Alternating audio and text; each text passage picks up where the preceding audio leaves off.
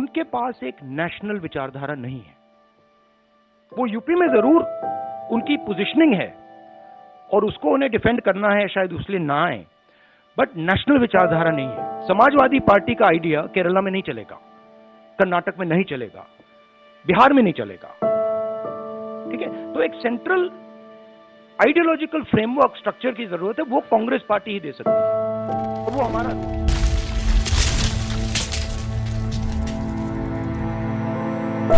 राहुल ने किया साबित, कांग्रेस ही दे सकती है भाजपा को मात। यूपी में हुई भारत जोड़ो यात्रा की एंट्री से कहीं कांग्रेस कर तो नहीं देगी सपा बसपा का सफाया। निमंत्रण देने के बाद भी नहीं आए अखिलेश और मायावती, फिर भी यूपी में दिखा यात्रा का जलवा। मैं हूं फरमान अब्बासी। राजनीति में सरताज कोई एक नहीं रहता, सत्ता बदलती रहती है। समय समय पर कुर्सी पर बैठे जनप्रतिनिधि भी बदलते रहते हैं, लेकिन कांग्रेस का इतिहास रहा है कि कितनी भी मुश्किलें आई हों, चुनौतियां झेलनी पड़ी हों, चाहे कांग्रेस खत्म हो गई हो, लेकिन सत्ता में वापस जरूर आई है। जबकि लोकदल जनता दल जैसी पार्टी सिर्फ इतिहास के पन्नों पर सिमट कर रह गई। भाजपा ने 2014 के बाद से नरेंद्र मोदी के नेतृत्व में लगातार सफलता हासिल की है।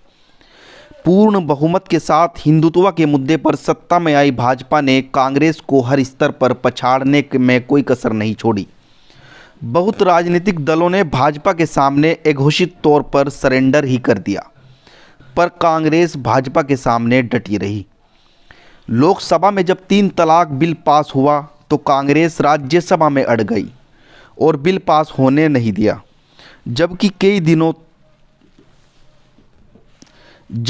कई दलों ने वर्कआउट ही कर दिया था। CAA NRC का मुद्दा हो या महंगाई बेरोजगारी का मुद्दा हो, हर स्तर पर प्रमुखता से कांग्रेस ही सड़कों पर नजर आई, लेकिन फिर भी सफलता नहीं मिल पाई। मगर जब से नफरत छोड़ो भारत जोड़ो के नारे के साथ राहुल गांधी कन्याकुमारी से कश्मीर तक यात्रा लेकर निकले तो सियासी गलियारों में हलचल तेज हो गई। कन्याकुमारी से होते हुए कई राज्यों में निकलकर आई यात्रा अब यूपी में पहुंच गई है।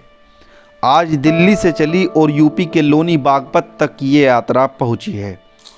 सवाल यह है कि राहुल गांधी ने अखिलेश यादव व मायावती समेत कई नेताओं को यात्रा में यूपी में शामिल होने के लिए निमंत्रण भेजा, तो जयंत की तरफ से तो इनकार की आवाज़ आई, जबकि अखिलेश यादव ने तो प्रेस कॉन्फ्रेंस में कांग्रेस को भाजपा जैसा ही बता दिया था। इसके बाद राहुल गांधी ने प्रेस कॉन्फ्रेंस में कहा कि अखिलेश यादव की विचारधारा राष्ट्रीय स्तर की नहीं है, उनकी विचारधारा केरला या बिहार अन्य राज्यों में नहीं चलेगी, जबकि चाहते वो भी यही है। कांग्रेस देश की सोच रही है। सवाल यह है कि आखिर अखिलेश और मायावती क्यों यात्रा में शामिल नहीं होना चाहते। लेकिन यात्रा का यूपी में भी जलवा बरकरार दिखा। सड़कों पर वही लाखों की भीड़, हर तरफ यात्रा की चर्चा से महसूस हुआ कि कहीं यूपी में ही कांग्रेस जिंदा तो नहीं हो जाएगी। बहरहाल राहुल गांधी की इस यात्रा की सबसे बड़ी खूबी यही है कि यह यात्रा भारत को जोड़ने के लिए, नफरत को छोड़ने का संदेश देने के लिए निकली है। यह किसी एक समुदाय के लिए नहीं, किसी एक के फायदे के लिए नहीं, बल्कि कहीं भी राहुल गांधी चुनाव या वोट का जिक्र इस यात्रा में करते नहीं दिखे।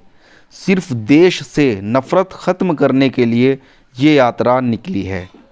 बदलाव फिलहाल तो दिख रहा है, लेकिन क्या यह बदलाव 2024 तक लोगों को याद रहेगा, इसका पता नहीं। देखिए, नफरत और हिंसा और मोहब्बत में सिमिलैरिटी नहीं होती है, डायमेट्रिकली ऑपोजिट चीजें हैं।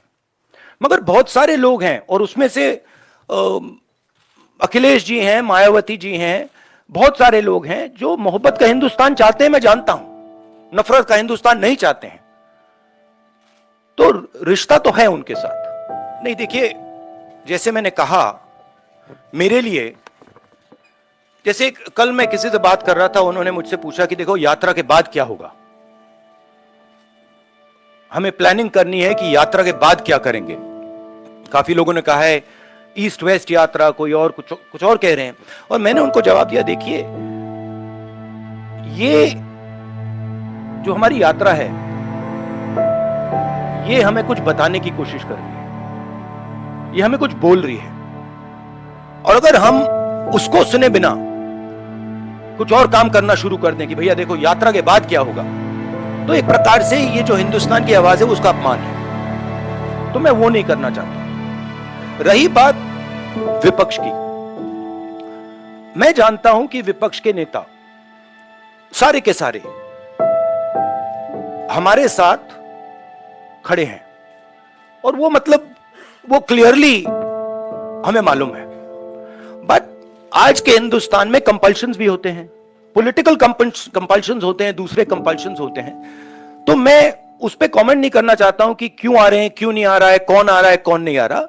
बस मैं ये कहना चाहता हूं कि भारत जोड़ो यात्रा के दरवाजे जो भी भारत को जोड़ना चाहता है उसके लिए खुले हैं, किसी को हम रोकने वाले नहीं हैं। दूसरी बात, विचारधारा में सिमिलैरिटीज होती हैं।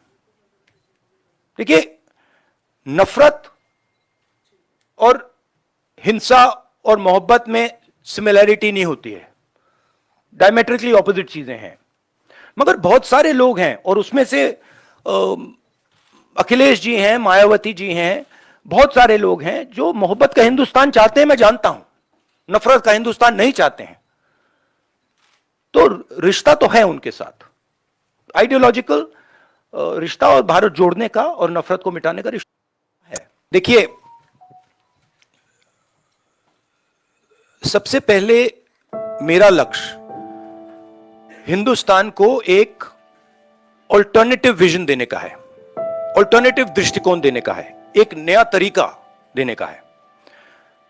सरकार की कमियां हैं, उसमें मैं आपको बता सकता हूं, बेरोजगारी, इकोनॉमिक मिसमैनेजमेंट, नोटबंदी, गलत जीएसटी, चाइना, ये कमियां हैं, गलतियां की हैं।